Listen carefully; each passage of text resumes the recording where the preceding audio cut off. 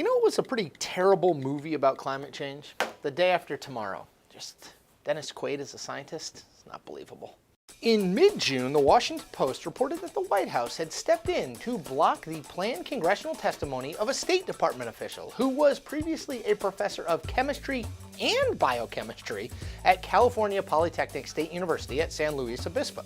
Now, what was so explosive in this testimony that the White House had to put the kibosh on it, you ask?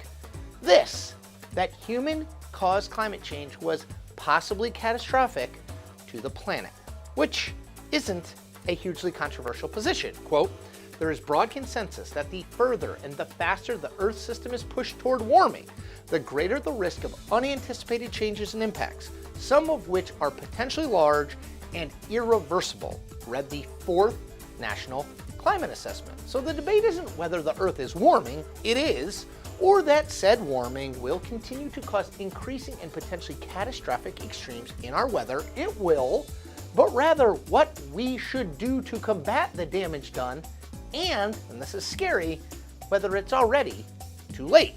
Now that's the debate among people with even a passing familiarity with the overwhelming science on the issue, which unfortunately doesn't include the current President of the United States, or many of the men and women he has appointed to deal with the changing climate.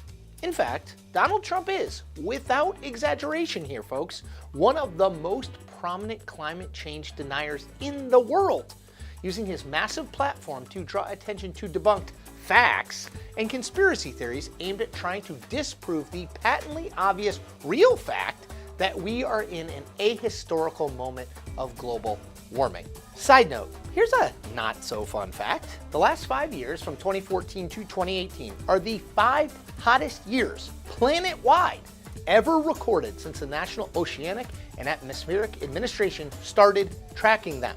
The story of Donald Trump's climate change skepticism goes back years, long before he was president or even thought he might have a chance to become president.